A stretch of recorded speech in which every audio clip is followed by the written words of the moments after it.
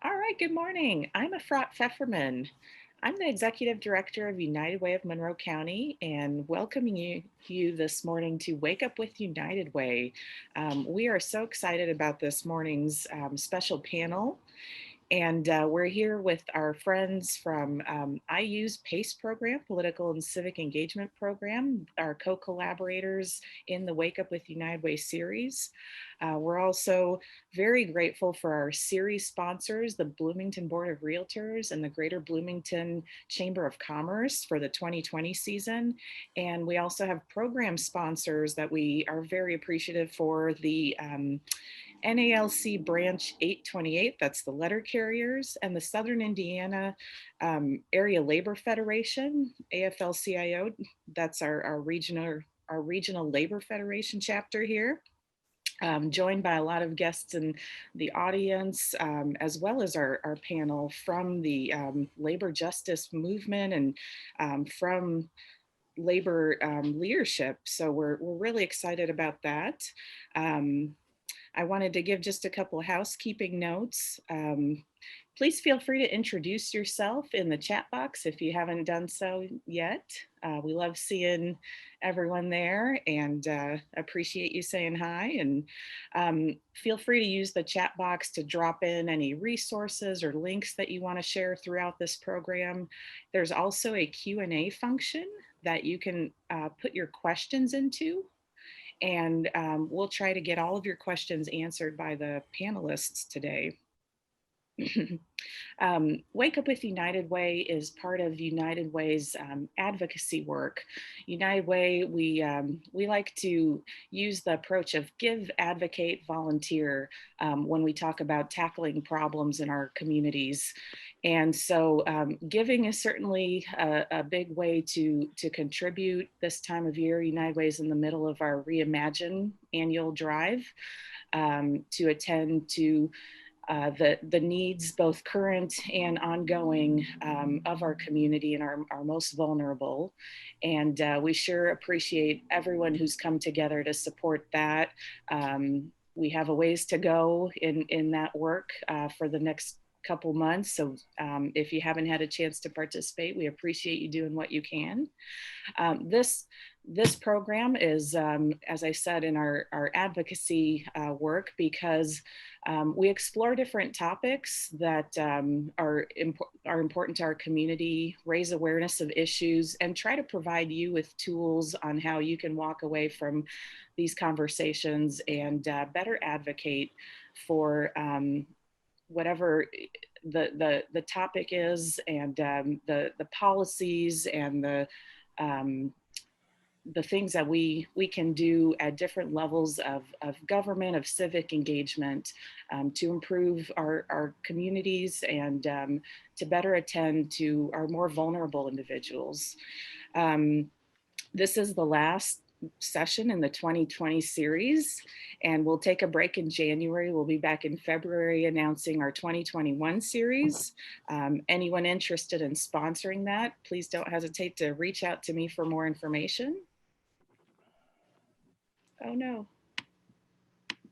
Oh no, I almost disappeared for a moment there. Sorry about that. And at this point, I will turn it over to United Way's AFL-CIO Community Services Coordinator, Liz Feidel, another leader that has been instrumental in a number of things in our community, working for justice every day. And she will introduce our amazing panel that I'm so excited to hear from. I hope you are too. And if you, as you think of questions, go ahead and put them in the chat. And I'll turn it over to Liz here to take it away. Thanks so much. Morning. Thank you, Efrat. It's great to be here with you all today. First of all, I think I'd just like to give a little heads up to what today is. It's the anniversary of the beginning of an International Human Rights Day. And that began in 1948 with the United Nations General Assembly. They adopted the Universal Declaration of Human Rights. If you just spare me a minute, I'd like to read about 3 or 4 sentences here that kind of explains what Article 23 is those, because it's kind of relevant to today's program. So it says, everyone has the right to work, to free choice of employment, to just and favorable conditions of work and to protection against unemployment. Everyone without any discrimination has the right to equal pay for equal work. Everyone who works has the right to just and favorable remuneration, ensuring for himself and his family an existence worthy of human dignity, and supplemented if necessary by other means of social protection. Everyone has the right to to form and to join trade unions for the protection of his interests. You can tell it was written in 1948. Anyway, I would like to introduce our panel now and welcome them to our Wake Up United Way, representing workers during a pandemic. I'm looking forward to hearing what each one of them has to say. I'll first tell you who they are, and then at the beginning of each presentation that they'll give, I'll give a little overview of what it is we talked about, what they're going to focus on, if that's okay. So first of all, we have Joe Varga. Joe Varga is a professor of and the Department of Labor Studies at IU in the School of Social Work. Next, we have Neil Gath, who is an attorney specializing in labor law, Social Security disability, and workers' compensation. Next, we have Linda Gales, who is the Executive Vice President, the IU Unit of Communications Workers of America, Local 4818. And last, we have Brett Voorhees, who is the President of the Indiana AFL-CIO. So first, I'd like to begin with Joe Varga, who will give us a brief historical overview of the relationship between union membership, collective bargaining, and overall worker safety. Welcome, Joe. All right, thank you. Good morning, everybody. I have a mix of prepared remarks and some ad lib. It's really great to be here talking about the vital issue of worker safety as we ride out the pandemic. I want to say first, thanks to the United Way for putting on the event and to Liz Feitl for inviting me to participate. Although for most of you who know Liz, I'm never sure if it's an invitation or an order. So here I am, I'm following orders and I'm here. And I want to thank my co-panelists for being here as well. If, like myself, you have labored in work environments where there were strong labor unions, even weak labor unions, and no unions, what we euphemistically call at-will employment, then what we are going to talk about today is rather self-evident. Unionized workplaces where workers operate under negotiated collective bargaining agreements are safer than non-union workplaces. But perhaps I assume too much. I looked at who the participants are. I think most people who are participating kind of know that already, but if you've never had the experience of working under a strong union contract with an active rank and file local that strictly enforced the contract and working in a non-union at-will employment situation, you might not know the difference that unions make in the workplace. And I just want to give two quick examples from my own experience. Back when I used to work for a living before I became a professor, haha, just a joke. One was when I worked for a window replacement company in New Jersey, and we went out into New York City, into the boroughs, and we delivered replacement windows, largely to large housing complexes, big apartment buildings, and the working conditions were so atrocious. We had to wade through rats, we had to wade through broken glass, barbed wire, flooded basements, and really just hideous working conditions. And no matter what the condition, when we called our boss back in New Jersey and said, hey, we can't do this, we were told either deliver the windows or we're going to come out and we'll get the truck and you guys will find your own way home. That's the at-will work environment that you face as a worker unless you have a collective bargaining agreement. Contrast that with a job I had for a beverage delivery company in New Jersey as well. Shout out to my Teamster Local 701, South Brunswick, New Jersey. We had a really strong contract. We had a really strong local, and our contract included a safety committee that worked out safety procedures for the workplace, and they were enforceable and they were grievable. In other words, it was mostly you had to work first and then grieve later, but there were certain circumstances under those safety agreements where we could actually refuse to work because the work conditions were so dangerous, including the one I remember was the stacking of pallets with 280-pound kegs of beer on them. And if they went over a certain level, we could refuse to work in that part of the warehouse.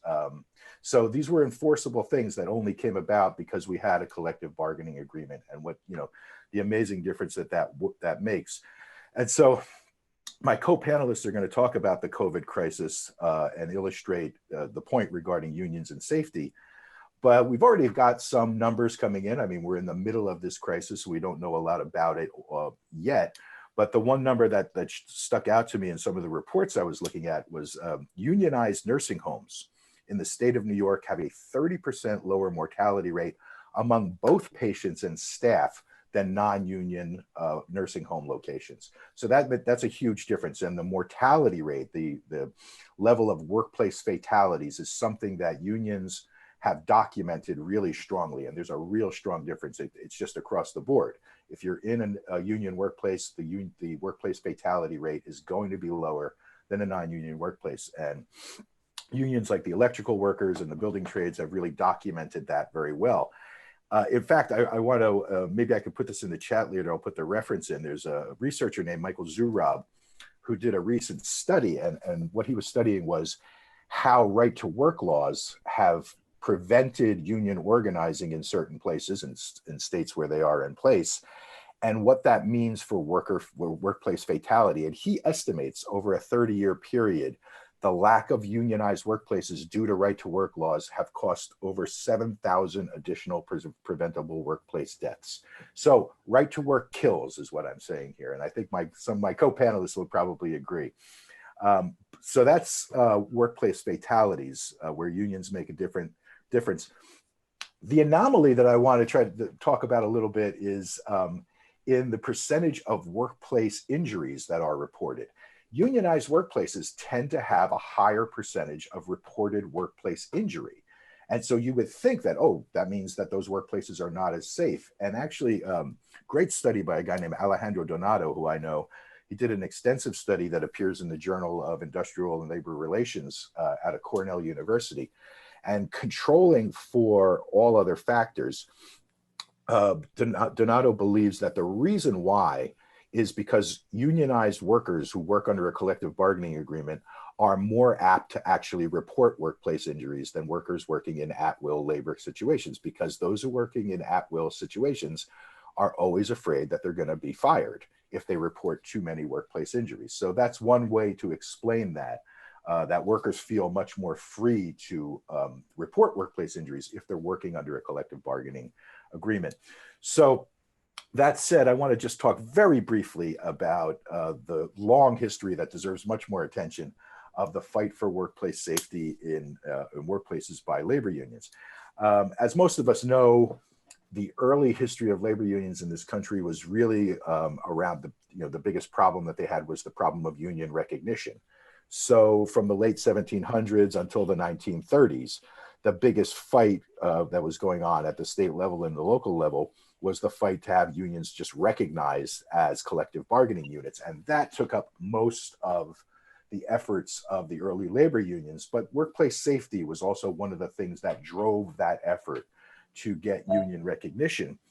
And those struggles until the 1930s mostly took place at the state level. And what we see in the history of the fight for workplace safety is that a lot of the organized efforts around workplace safety really begin in the 1870s. They begin clearly with the workers who were most exposed to dangerous conditions, coal miners, timber workers, people in those industries, the railway workers, people in those industries that were prone to high injury rates. And a lot of those efforts, again, took place at the state level, and most of the demands were for increased factory inspection and for workers' compensation laws that would allegedly protect workers against unsafe conditions by fining employers who force workers to work in unsafe conditions. And so the most effective weapon that workers had in this period before federal law enforced recognition of labor unions and collective bargaining agreements was the Wildcat Strike. And there's great books written on this. There's particularly a great film about the Chicago packing houses in the 1910s, where if there was a dangerous working condition that was putting other workers in danger, the workers would basically lay down their tools and say, we're not working anymore until this condition is addressed. And the reason why strong unions were important in that situation is normally those workers would get terminated for refusing to work. And it was strong labor unions that could sometimes protect them and get them their jobs back. So those early struggles for workplace safety were basically on the workplace floor, on the shop floor, as we call it, led by the workers themselves. It's not till the 1880s that the American Federation of Labor really starts doing extensive lobbying for things like workers' compensation and factory inspection. And these two things combined most successfully in what was called the Wisconsin system, where inspectors, starting in the state of Wisconsin, where inspectors were sent out to evaluate workplaces and then force employers to contribute to a pool for workers' compensation based on the conditions in their particular workplaces. And this is the AFL's belief that if you find employers and force them to pay into workers' compensation, they would then provide safer workplaces. And it worked to some degree, but a lot of it, like OSHA, a lot of it was not really well funded, and there were not enough inspectors, and it was not well enforced. A lot of the things about workplace safety really start to change in the 1930s, like other things involving organized labor, the 1930s and the election of Franklin Delano Roosevelt, and the New Deal and the Labor's Magna Carta, as it's called, the Wagner Act, or the National Labor Relations Act of 1935. But one of the other things that happens with Roosevelt and his administration are things like naming Francis Perkins as the new Secretary of Labor. Perkins is the first person serving in the federal government who is an expert on factory conditions, having worked in New York on factory inspection commissions and committees. And that makes a big difference. Also at that time in the 1930s, the Congress of Industrial Organizations starts to back and make demands for federal safety regulations because state safety regulations are not working. And in fact, one of the arguments made by employers in the different states was that if we have strong safety rules, we won't be able to compete with our competitors in other states because they have lax safety rules. A terrible argument that caused one CIO leader to make this great quote: "We are making a god of competition rather than paying due attention to human dignity." So what you get after those struggles for labor recognition and the recognition of collective bargaining rights in the 1930s is a push in the 40s and 50s to include safety provisions in collective bargaining agreements, made more difficult by things like management rights clauses, which are in almost all contracts these days and have been for quite some time. And if you don't know what a management rights clause is, it is something that's usually always demanded by the employer. And it says something to the effect of management reserves the right to direct the workforce. And so that works in direct contradistinction to the rights of workers for safe conditions. But more and more through the 40s and 50s, collective bargaining agreements include some provision for worker safety, for safety committees. And in fact, I was reminded of the fact that the first labor action I really got involved with here in Southern Indiana back in 2011, as Liz remembers, was the Indiana Limestone strike, where the carpenters local went on strike against the Indiana Limestone Company. And their main issue was not, it was not pay, and it was seniority rights, but it was also the fact that the company wanted to cancel out the Workers' Safety Committee that had been established through their collective bargaining agreement. And they thought that that was much more important than pay, basically, because that is a very dangerous job that requires safe conditions.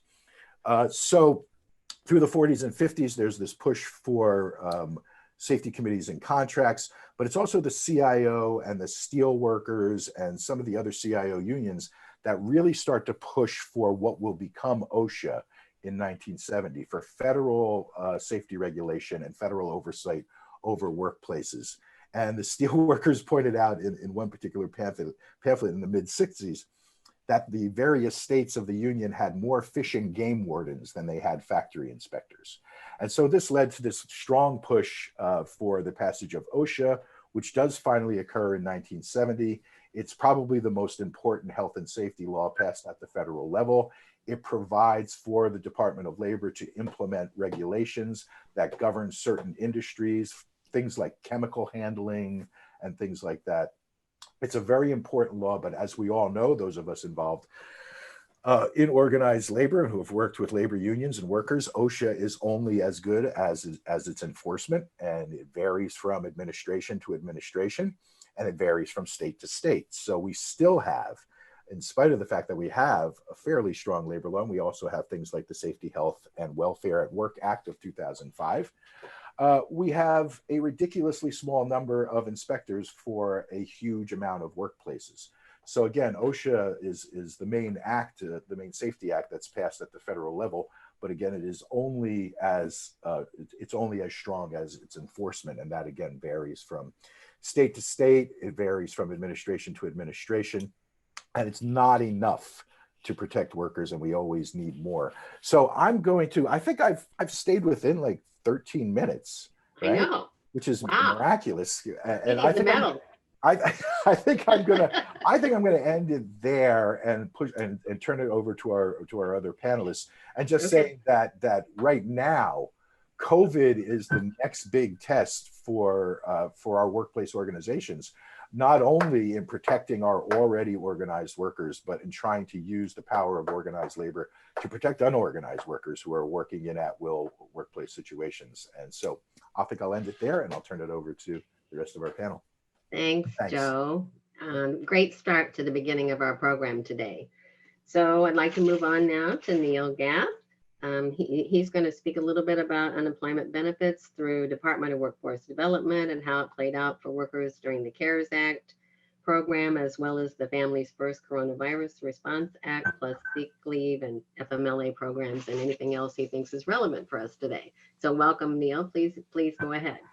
Well, thank you, Liz, and I appreciate the opportunity to appear today. There's a series of programs which are available to supplement income of workers affected by the coronavirus. First is the standard Indiana unemployment benefits. Unfortunately, $600 supplemental benefits lapsed, but Indiana still has their unemployment system for people who are unable to work. If people are unable to work due to the coronavirus, such as their plant is shut down, restaurant, they need to show that on their portal. You apply electronically through the Department of Workforce Development. If you check the portal that you have a COVID-related unemployment, it relieves you of certain work search requirements. More importantly, it also makes things easier on your employer and hopefully may allow them not to contest your claim. We understand that there's a huge backlog right now of unemployment cases. We get calls weekly. I know Brett does. I know state reps do, regarding people who've been waiting for months for their claims to be paid. What we recommend is that if you have a pending unemployment claim, you haven't gotten results, that you contact your state representative or your state senator. Every state rep and every state senator has now been given a liaison with the Department of Workforce Development, essentially cut through the bureaucracy on behalf of constituents. And we've found that that process is much better than being on hold for a couple of hours or trying to send emails. Also, make sure people apply for unemployment even if they don't think they're entitled to traditional unemployment. Folks who've been classified or misclassified as independent contractors. It could be small business people, hairdressers, handy people, all qualify for what's called PUA benefit, pandemic unemployment assistance benefit. Those benefits mirror unemployment benefits, and the amount of Hoosiers who have signed up for those is staggering. We have almost 100,000 people who are receiving those benefits would be traditionally excluded by our unemployment system, just because we don't think of employment in 21st century terms. To apply for PUA benefits, you have to apply for unemployment benefits first, be denied, and then DWD will then consider, we call it a PUA application, and they'll pay you retroactively. But people have to do that. People say, I don't work enough, the benefits aren't enough, they have to be in the queue. Moreover, there may be some increase in PUA or unemployment benefits with a new stimulus bill. You have to be in the system in order to get those benefits. So I urge everybody to apply now. The next scenario is people who have sick leave because they've been exposed at work or through a family member to COVID.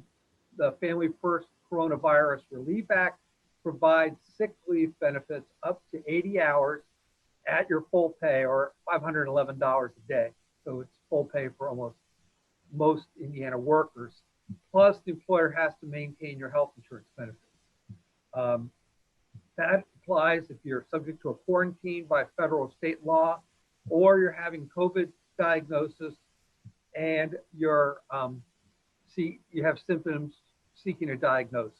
You just have to tell your employer or that you're having these issues. You then have to seek medical care. At that point, the employer has to pay you your 80 hours of pay, your full pay, until essentially you've been released, released to go back to work, but shorter than 2 weeks. For employers, this is all tax deductible. The Family First Coronavirus Relief Act gives them a tax credit that they can retain for these payments. So if the employer gives these employees resistance about this benefits, we can't afford it, something like that, the employee should speak up and say, no, the government's going to pay for it. Essentially, it's free. You only get those benefits once, though, at an employer. We've had a number of people who've had second COVID exposures, even at work, and have exhausted their 80 hours. So you may have been exposed in October, then had an exposure at your company in November. You're on your second quarantine period. In that case, you're going to have to apply for unemployment benefits. Instead of getting the full pay, you're going to be limited to your UI remedy, which the max in this state is only $390. One scenario we see which comes up and we try to caution people to be careful about is folks who voluntarily take themselves out of the workforce without supporting medical evidence. Under the Department of Workforce Development's policies, if you're unable to work or you don't work due to COVID, it has to be either at the direction of your employer, that is, they're saying you have symptoms, a family member's been exposed, something like that, or at the direction of a doctor. If you decide that you're older, you have someone at home at risk, and you unilaterally take yourself out of the workforce without supporting medical evidence, that claim will likely be denied by the Department of Workforce Development. And similarly, you won't fall in with the sick leave period. There's also an expanded family medical leave for employees who have to care for somebody who has been diagnosed with COVID, or for people who have to care for children due to child care issues or school closures. In that situation, you would first qualify for the 2 weeks of paid leave from the sick pay, but that's only at 2/3 of your salary at a maximum of $200 a day, and then go to the remaining 12 weeks. The criteria for eligibility for the paid sick leave, your family leave, is much, much more lenient than family medical leave. I think people probably are used to folks having to work so many hours at a facility and so much time. Now, all you have to do is be at that employer for 30 days prior to your Emergency Family Medical Leave Act request, and they're entitled to benefit. You get the $200 a day, plus, again, the employer has to maintain your health insurance benefits for that time period.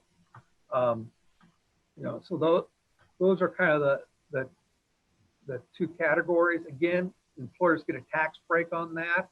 So all these programs, even though the employers may, balk and they think they're too expensive, there's all provisions for the federal government to reimburse them for it. And so there's really no burden on the employers in these situations.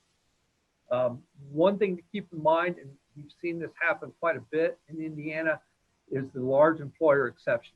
When the Family First Coronavirus bill was passed, large employers, Walmart, et cetera, told Congress that they already have sick pay and sick leave provisions in place.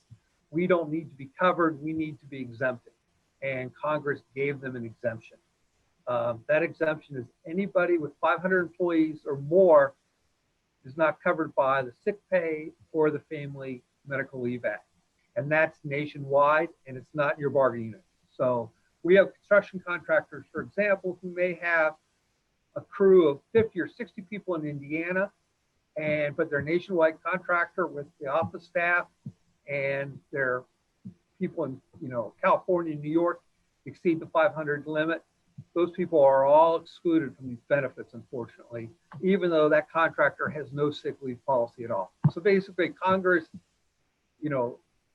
agreed to an exception without confirming that there was actual replacement benefit. In that situation, those employees, unfortunately, are forced again back to the UI system. And right now, $390 a week, which is taxable, certainly doesn't cover anybody's unemployment benefits. One other thing in closing for people on unemployment, if you've been an unemployment recipient, I urge you to still check your portal on at least a weekly basis.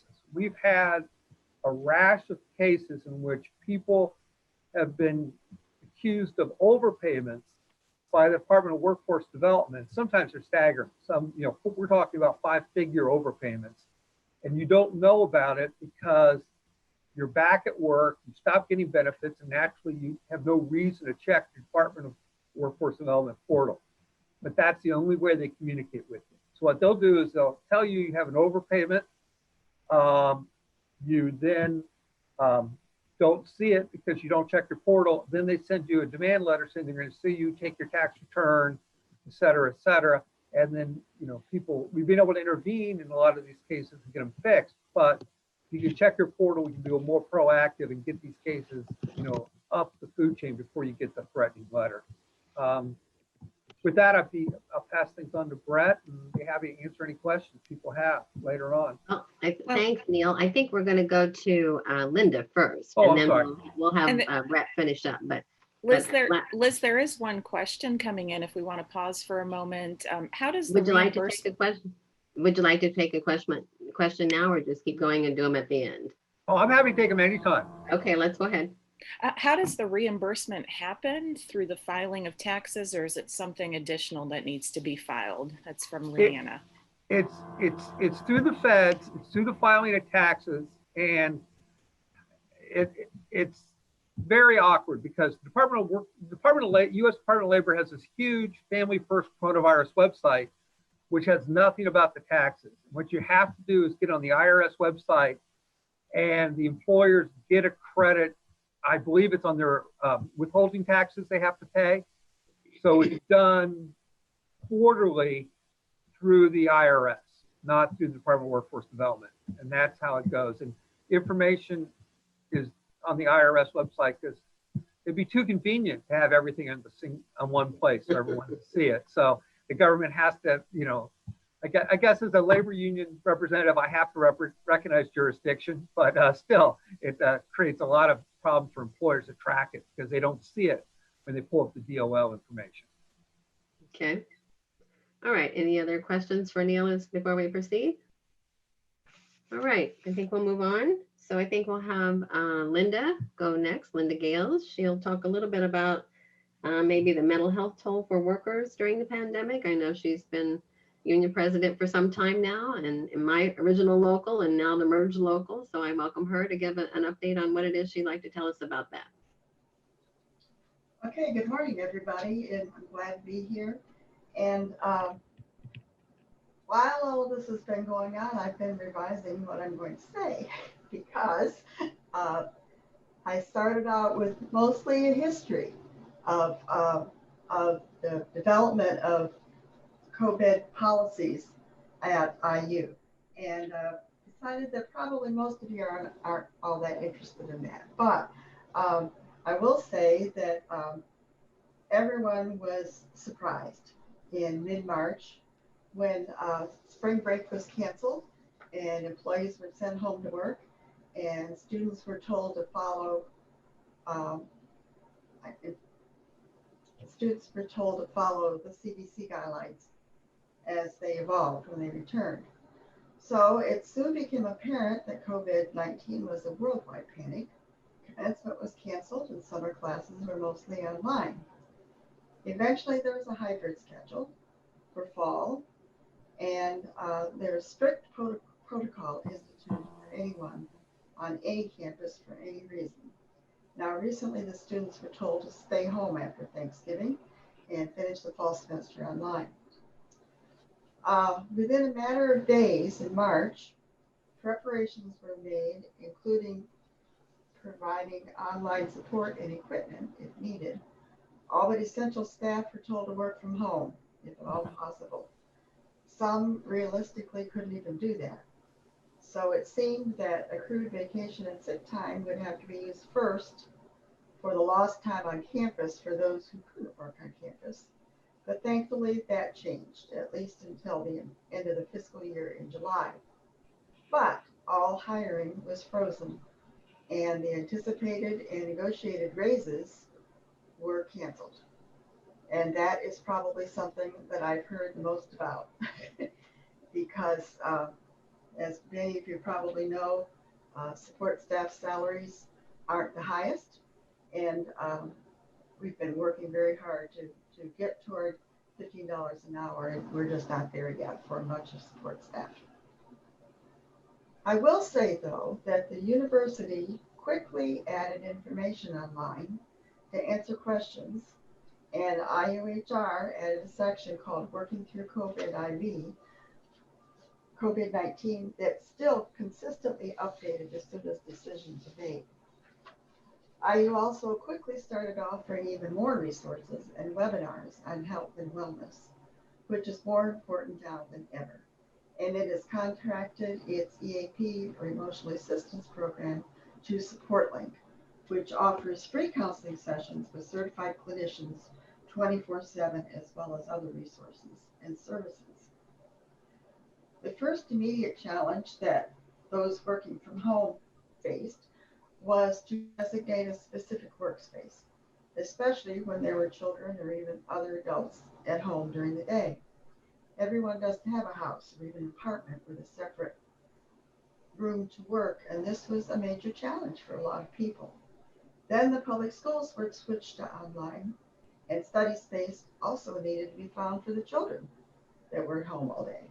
Then there was summer vacation and the continuing uncertainties of this current school year. That's not to mention childcare for infants and preschoolers and health risks for anyone leaving the home for any reason. The essential staff that have been working on campus, I should have predicated all of this by saying that the IU unit of CWA 4818 represents mostly office, dining, and halls of residence staff on the Bloomington and Northwest campuses. So to speak a little bit more about the essential staff working on campus who had to continue working on campus, that included the university housing and dining halls. And they were faced with quite a different set of challenges. They're the ones that are on the front line. They deal with students who are sick, constantly into and out of quarantine or isolation. They hear about families dealing with deaths and job losses. They're working with last-minute issues with students and parents. And the dining rooms are closed for eating, and dining staff are handing out meals to students in boxes to be eaten elsewhere. And then there are the job furloughs, which vary in time from weeks to months with no certainty of being called back to even, and there's even a few reductions in force, meaning that the positions have been eliminated. They're eligible to file for unemployment, and many are encouraged to contact the Office of Talent Acquisition in assistance in updating their resumes and finding new positions elsewhere and at IU when available.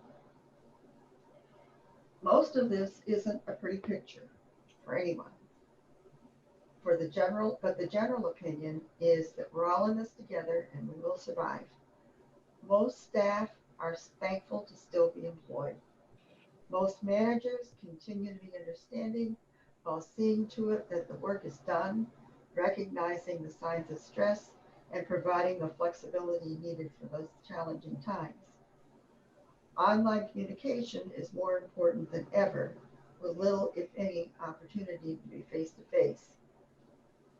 I think it goes without saying, with all of this happening for so many people that there's tremendous amount of mental stress and concern for remaining healthy in all the areas of our lives. And that turns to then how the union is representing workers during this pandemic. And mostly we are being available and supportive and consistently referring staff to IUHR for policy questions that we can't answer. There's always confusion. And rather than take the chance of misinterpreting, we just send them right to HR where they can get the facts. We don't have control of policy, but we hope it's well known that the union is very aware of what's happening, and we're monitoring from the staff's point of view. We also remind them consistently of resources available and encourage them to use them. Sometimes we'll even, if with their permission, give an assistance heads up to let IUHR know that someone may be contacting them either for EAP assistance or for talent acquisition or whatever. We continue to provide stewards when requested, when there are misunderstandings or questions, whether expectations are being met, and to make sure that policies are being followed. In other words, we do what we've always tried to do. And this is a challenging time for all of us, and we're just doing the best we can. Thank you. Thank you, Linda. That's a great summarization of what's going on there. So Brett, I see you're muted. Maybe you could unmute and chime in here a little bit about what your experience is at the state level. We've heard a little bit about a local large employer here. So, and then maybe you can reflect upon the things that we've talked about today already, as well as add anything you'd like to add yourself. So go ahead, Brett. Thank you, Liz. I certainly want to thank you. And then I noticed that Jackie Yenna and Jerry Sutherland from the Southern Indiana Labor Federation are online here as well. And I want to thank them for their leadership from the AFL-CIO and Southern Indiana as well. And all the panelists on here.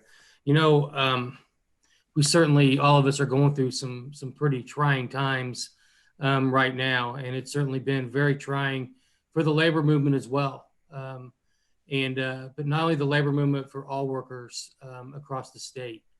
This is something that's new to all of us. Getting elected as president of the Indiana AFL-CIO years back, I never expected that we would be in a position that we are today. But it certainly has been a learning experience for all of us.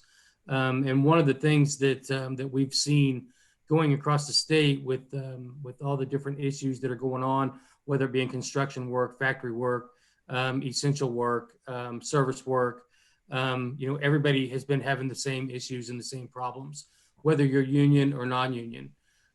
Joseph, you know, he hit the nail on the head, talking a lot about the history with OSHA and the numbers where the numbers for the union and non-union are quite different in workplace safety and other areas.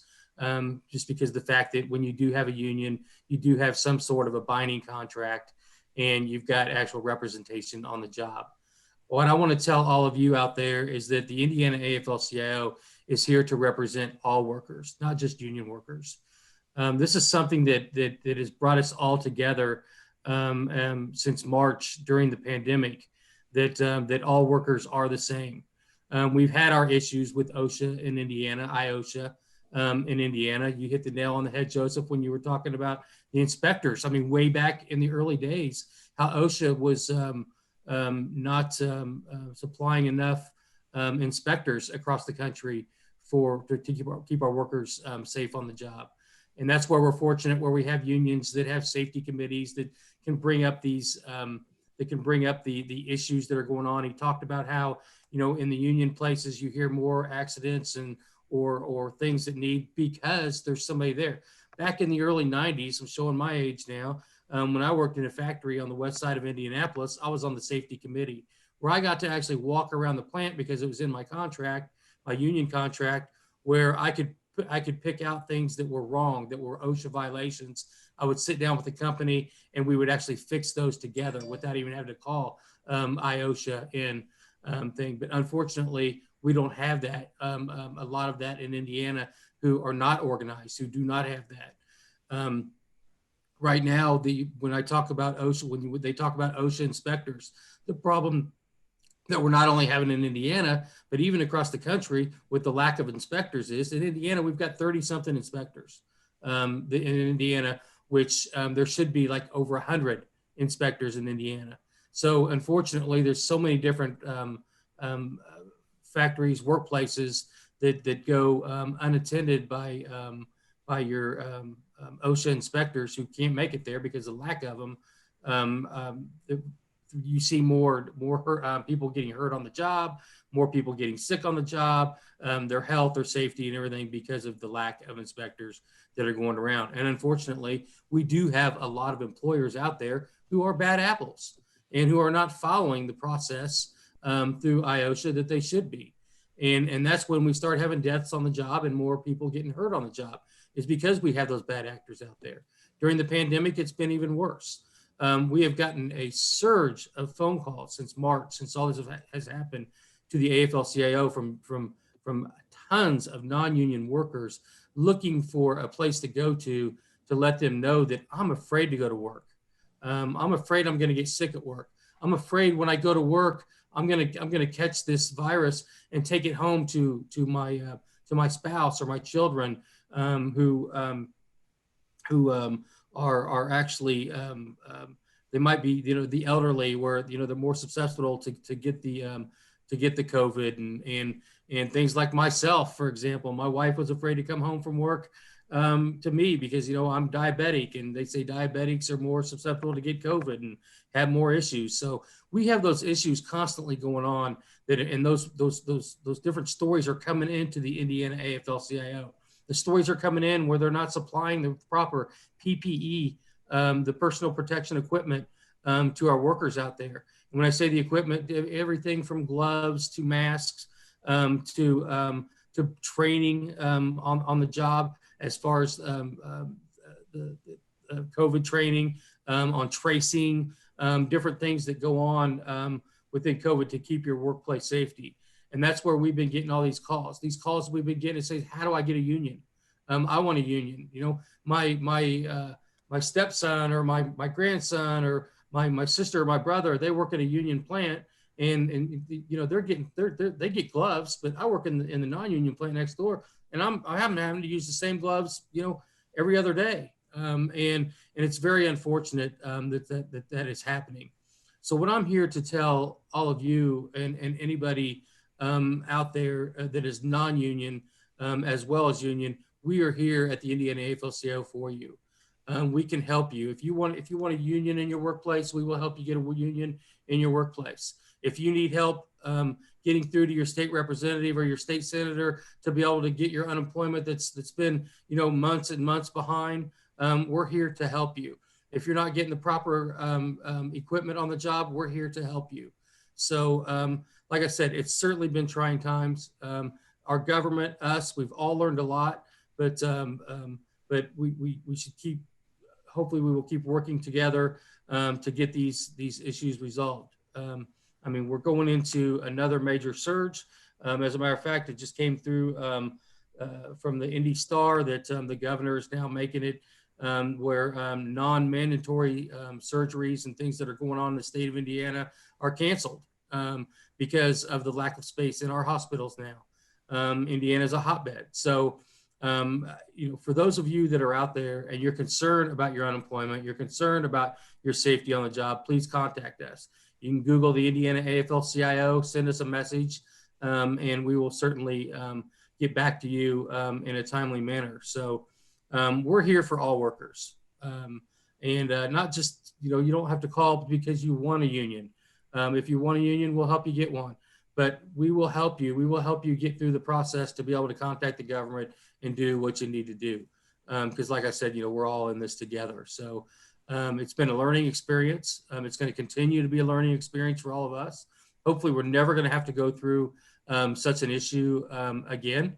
And we certainly will hopefully be prepared for it in the near future as well. So with that being said, I can't thank everybody out there enough for what they do.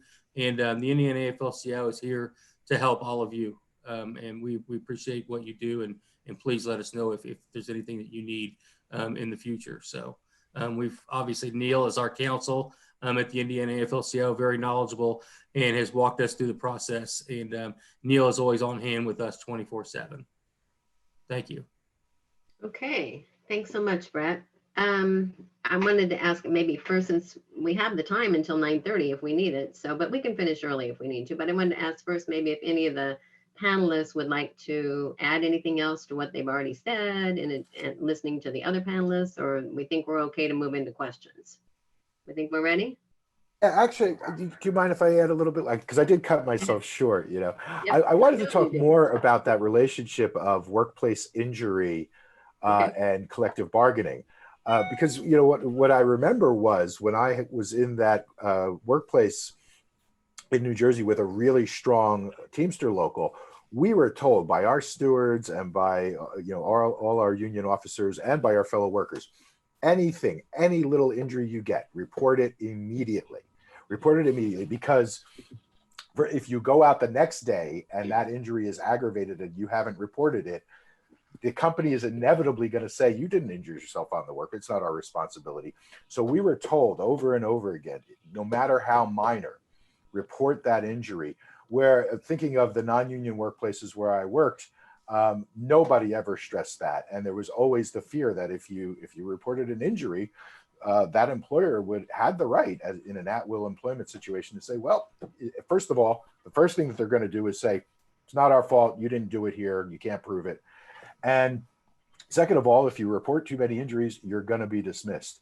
And so the other thing I was thinking of with right to work and how these things all work together to form a strong workplace where workers stand up for their own rights to have safe conditions was there's nothing in my experience that's more powerful than winning something on a shop floor. So if you have, as Brett talked about, if you have those safety provisions in your contract and you're a steward like I was, and you walk into that cold room where we stored the kegs and there's a bunch of people working back there and you say, hey, these kegs are stacked too high. We're not working in this situation until that issue is fixed. And you walk out with your people, your workers know that union is on top of it and that is something that's worth it for them to support. So all these things work together to form those strong workplaces where workers are not protected by some other outside entity. They're protected by their own solidarity. And that's probably the most important thing.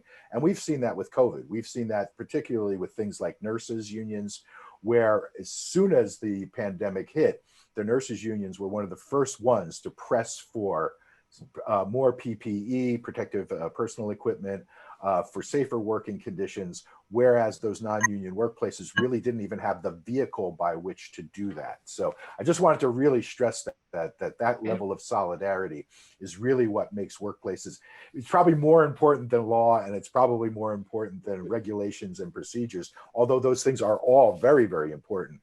It's workplace solidarity when you can actually win a fight with your employer over those kind of conditions and do it in front of the other workers, that leads to that type of solidarity, that leads to workers actually protecting themselves. Because, in many situations, we are, as workers, we are all we have. We have each other in our solidarity. So that's my spiel. Thanks. It's your spiel. Okay. Well, I see that I have access to a question here. I don't know if all the panelists do or not, but if you don't, I'll just read it if that's okay. Well, So I'd like to add a little more. This is okay. I'm sorry. I didn't mean to cut you off. Go ahead. That's okay. I really appreciated what Joe had to say, and what I have to add has to do with PPE. I will say that IU has been very proactive about providing PPE for all of its staff that's on campus. And as many know, all the students receive masks as well. But and if anyone did call us to the effect that the PPE wasn't immediately available, we made sure that they contacted their managers, and if that didn't work, that they contacted someone else to make sure that they as staff members that were facing people were protected the way they needed to be. The other thing that I meant to mention and just forgot to, is that one of the biggest mental health issues that a lot of our people have faced has been isolation from their colleagues and from other workers. And we, of course, refer them immediately to the EAP source, and also have talked with quite a few of them and encourage them to find the assistance that they need, and sometimes to file for to get the information that they need from their care providers, and file for ADA, or even for intermittent ADA, or even Family Leave Act. So we've had a few that have been really quite serious, and we've worked with them as much as we possibly could within the limitations of what we can do as a union. Thank you. Thanks, Linda. Neil or Brett, do you want to say anything else before we delve in? There's a couple of questions now, so. I'm fine. Okay, you okay, Neil? Okay, here we go. So this is the first one, and it's a couple, 3 sentences, so give me a minute here. Any recommendations for those that have received demand letters from the DWD for overpayment of unemployment benefits, which they dispute and have filed an appeal? Would this be something that the Indiana Senator Representative Liaison could assist with? Most of the workers I'm helping are, quote, at will, unquote, and don't have assistance navigating the bureaucracy. So who would like to take that? Maybe Neil, or does that make sense? I'd be happy to. They need to respond to the DWD letter and explain why there wasn't an overpayment. We're even seeing situations in which these people are victims of fraud. I've had a situation called to my attention about a month ago, somebody who had a false UI claim filed under their name, sent to their employer. The employer denied it because the guy was still working. DWD paid a week of it, and now they're trying to go after that individual. He didn't even have a portal set up. He hasn't filed for unemployment in 20 years. So they need to respond to DWD, and then that would be something they need to take that packet to their state rep or their state senator and explain it, because a lot of times they'll get the letter and say your appeal rights have lapsed, and they need to explain that. And we had a large case involving about 30 or 40 people in Northwest Indiana, in which the state rep, Lisa Beck, was just essential with Department of Workforce Development, getting those overpayments taken care of. And DWD will work with you, but you have to give your state rep paper, you have to make the appeal, and then they can work with DWD. And if there's more problems, just reach out to Brett, and we'd be happy to work with people on that, because those overpayments I see are being a real wave of issues in the state now. Okay, and thanks for reminding people about those timelines. I remember as a staff rep for the local that was a big deal. You just really have to stay on those timelines, or sometimes you often lose the rights, right? Oh, absolutely, and they're horrible timelines. They're 15 days. So you have an agency which is glad if they pay you within 21, but you have to respond in 15. Yeah. It's and that's tough, particularly when it's electronic communications. Yeah. How many of our members even have computers? People are communicating largely through telephone and checking their email, and not everybody checks their email every day. I think that's an assumption that we should make. Okay, so let's move on to the next one. This next issue, this next person states, I wonder if any of the panelists have any thoughts on the collective strike, primarily by farmers, happening right now in India, one of the largest strikes in global history and largely not covered in US media. I'll talk about that for a few minutes. It is kind of fascinating. It is being called the largest strike in the history of the world, right? It's 250 million Indian farmers who are essentially affected by this legislation that's being passed by or being tried to be passed by the Modi government. The thing I was going to say about it is I've been doing some research and writing on what I call the image of heroic labor. And so we tend to think of strikes and we tend to think of work actions as occurring at these static geographic sites, like a workplace, an auto manufacturing plant, or whatever. And the classic kind of view of that is the workforce walking out, walking the picket line, acting in solidarity. And that's all well and good, and that it's very legitimate, and but it tends to be the way people think about labor action. And what we don't tend to think about when we think about labor action is these kind of non-Western, for lack of a better term, non-first world, Western industrial labor actions, and not look to those for examples of the way to get things done and the way to actually get things changed.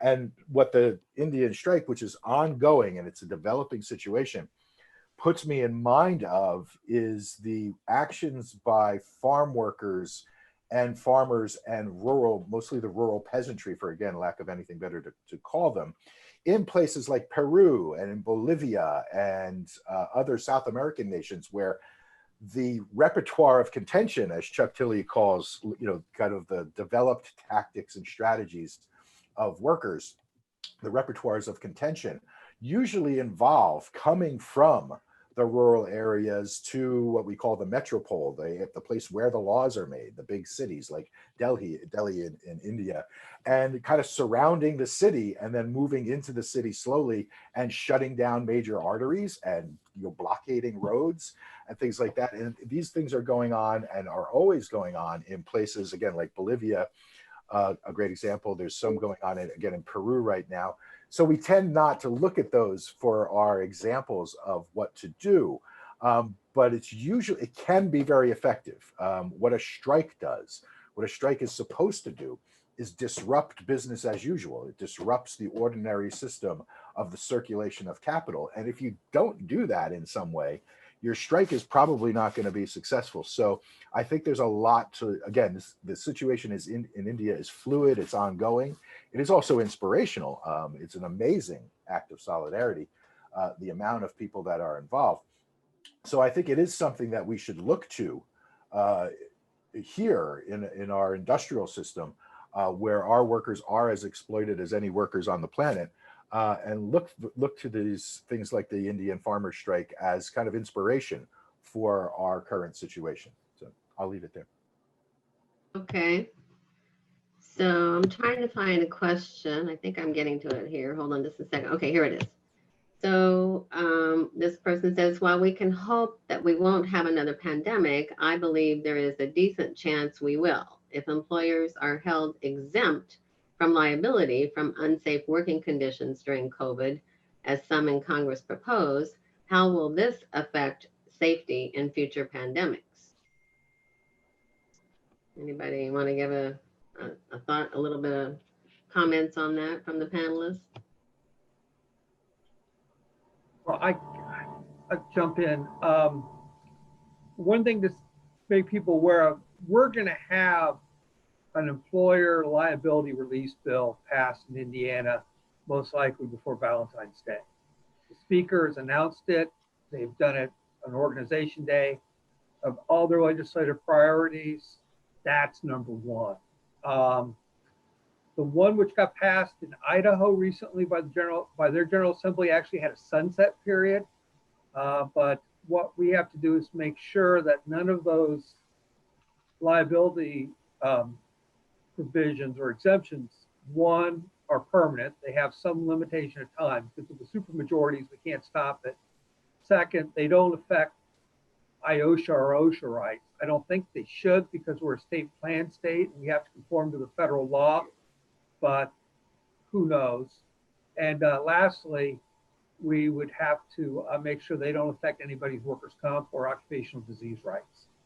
But just so people are concerned about that, it's happening. The speaker from the State House announced that the weekend before Thanksgiving, and We just have to make sure that if it's going to be overreaching and overbroad, people are going to have to object to it.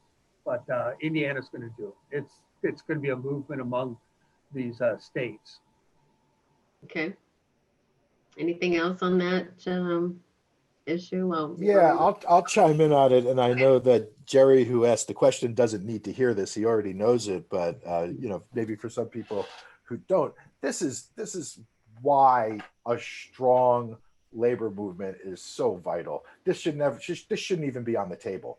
This is, you know, exempting corporations from suits around safety issues regarding COVID, and this is not a criticism of the current state of organized labor, because we have been under assault for 40 years, and the assault has been vicious, and the assault has been consistent over the last 40 years, dismantling our labor unions.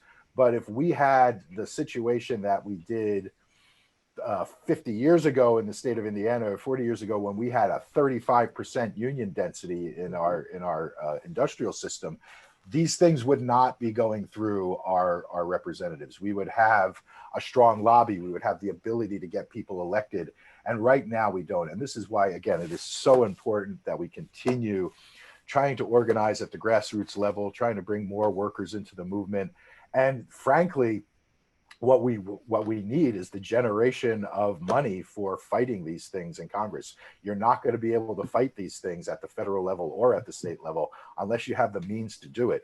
There's all for you know, general solidarity. So, you know, one of the things you could do about something like this is, you know, we could go blockade the highways and shut down Indiana, and of course we'd all get arrested and we wind up in jail because we, as organized labor, we don't have that strength anymore. So yeah, it's just another example of why it's so important that we keep working every day to revitalize the labor movement, both here at the state level, the local level, and at the federal level nationwide. okay. Anybody else? Okay. Well, as far as, let's see here, maybe there's another question I'm missing here. Let me look. Okay, so this person wants to know if you'll repeat the name of the law being passed by Valentine's Day. Oh, it's going to be a state law providing immunity to employers for COVID-related claims and companies. Okay. So it doesn't have a bill number or anything like that, because it hasn't been introduced at the State House. So someone could watch the Indiana State House legislative session and follow the bill. Do you have any keywords they could search for when they try something like that? What would they search for if they're going online to do that? Yeah, COVID liability, the bill probably, you know, General Assembly starts the 4th. The bill probably drop within that first week.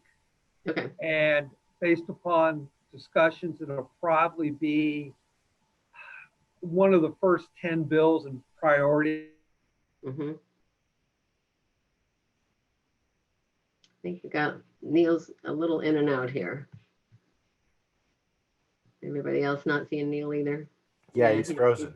He's frozen. Yeah. Well, there we go. He's going to be like that forever now. That's it. Right. So anyway, so things pass through the State House there. And so you could go to the State House website. They have a nice, maybe Brett could help here a little bit. I know he's familiar with that. Yeah, Liz, we at the Indiana AFL-CIO, if you go to indianaaflcio.com, our website, you can sign up for the Indiana AFL-CIO alerts. Excellent. And as soon as the session starts, and I believe January 4th is when they go into session, we at the Indiana AFL-CIO will send out weekly reports on the legislation that we're working on. So anybody can sign up for those alerts. We won't overdo your mailbox, I promise. But you'll be signed up and be able to get those alerts. They come on, and that's all the legislation we'll be working on. Obviously, that's one of them that will be a priority for us. And as I remember, you have kind of like a bill watch category in those alerts and that kind of thing, right? We do, yes. Yeah. Thank you. All right. So anything else? I don't see, nothing comes in the Q&A section here. Any last Liz, comments? You had a question for me. You'd emailed me about earlier yesterday about Liz had sent me an email so I'd be prepared about possible small employer exemptions to the Family First coronavirus. And it's a great question because actually I had a large contractors group in north central Indiana start to claim these. There is an exemption for employers of 50 or smaller, but it only applies to the paid family medical leave for child care or school closures. There's no small employer exception, for example, to the 80 hours of COVID sick pay because you have symptoms or you've been quarantined. And in that situation, the employer is supposed to show that providing this leave, this person to have 12 weeks off would financially harm and jeopardize the business. Department of Labor does not really scrutinize that, unfortunately. And I think it dovetails nice with what Joe said. If it's in a unionized setting, you can send an information request to that employer and say, okay, explain to me why you're pleading poverty. Yeah. Explain why you're being financial situations. Yeah. At will, people are going to be kind of stuck with it. Mm-hmm. So, but the small employer exception is very limited, and it's only to the school closures, child care leave. Okay.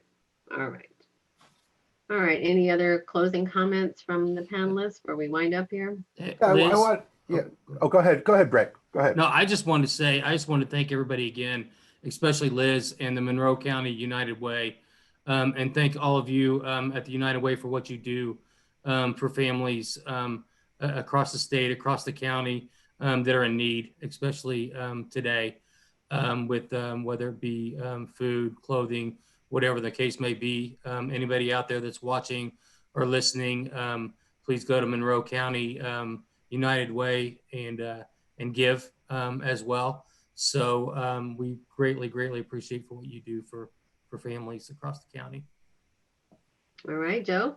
Yeah, I was going to reiterate that as well. Thanks to the United Way, and Sure. Please everybody support them, but also remind everybody that the shift away from the power of organized labor has coincided with a shift to the power of the consumer. And so we all have that power. And I just want to remind everybody, if you're going out there, necessarily sometimes we have to go out into this dangerous world, and you see people who are working in unsafe conditions, if you go to a restaurant and the wait staff is not wearing masks or things like that, you have the power to go to that employer and say, hey, I'm not going to spend my capital here until you provide your workers with safe conditions. A lot of us did that early on with our local Kroger stores, where we were talking to the workers there and saying, how come you guys don't have the glass up? How come you're not working with PPE? And workers then pressed their UFCW locals to press Kroger to provide those conditions. And things have very much improved at the Kroger stores because of that pressure that was brought from consumers and the workers themselves. So just reminding everybody that you have that power about where you spend your money to demand that workers have safe conditions. Good reminder that change can happen. So anybody else? Linda, Neil? Okay. All right. I think if Afrod is still here, maybe she can come back in and wind it up for us. Thanks so much. What a really informative discussion. Hopefully our attendees got some good takeaways, and now we'll have your contact info if they have any follow-up questions. It's great to know that there are resources out there, that there are people like you out there looking out for all of us workers.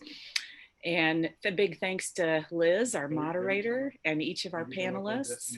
And I put the other thanks and acknowledgements in the chat, so I won't repeat myself, but I'll say farewell until we meet again in February and wake up with United Way in 2021.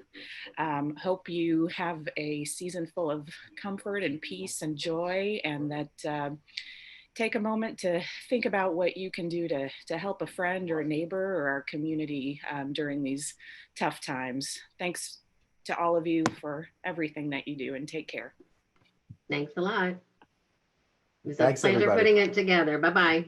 Good to see everyone.